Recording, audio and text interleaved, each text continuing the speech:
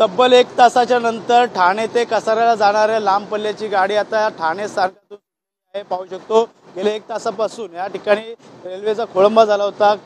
कसारा आणि वाशीच्या दरम्यान पाहायला गेलं तर आटगाव आणि वाशीच्या दरम्यान ओव्हरहेड वायरवरती झाड पडल्यामुळे वाहतूक विस्कळीत झाली होती मध्य रेल्वेची.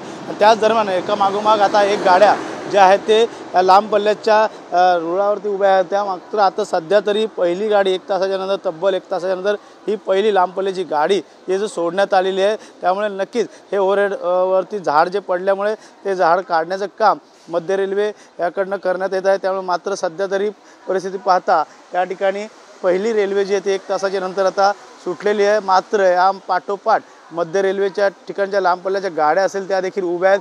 कसारा ते ठाण्याच्या दरम्यान असतील या ठाणे ते कसाऱ्याच्या जाणाऱ्या या नाशिकच्या रूटनी जाणाऱ्या सर्व लांब पल्ल्याच्या गाड्या त्या गेल्या 1 तासापासून त्या ते खोळंबल्या आहेत. त्यामुळे नक्कीच मोठा फटका जे आहे ते या ठिकाणी मोठ्या प्रमाणात पडला आहे. मात्र आज रविवार असल्यामुळे चाकरमान्यांची देखील गर्दी कमी आहे. त्यामुळे कुठल्याही प्रकारचं या ठिकाणी त्यांना फटका बसला नसला तरी मात्र गावी जाणाऱ्या ज्या गाड्या आहेत त्यांना आता मात्र मोठा फटका बसलेला आहे.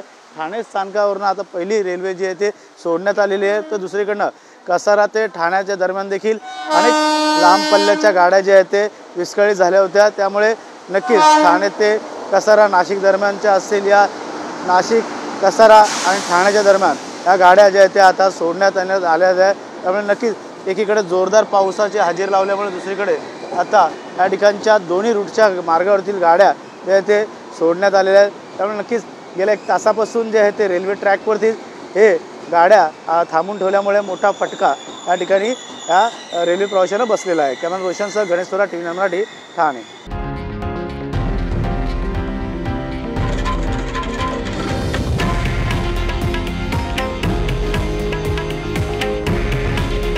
हे आहे देशातील नंबर 1 न्यूज नेटवर्क आणि आपण पाहत आहात TV9 मराठी. काळजी तुमची, हित महाराष्ट्राचं.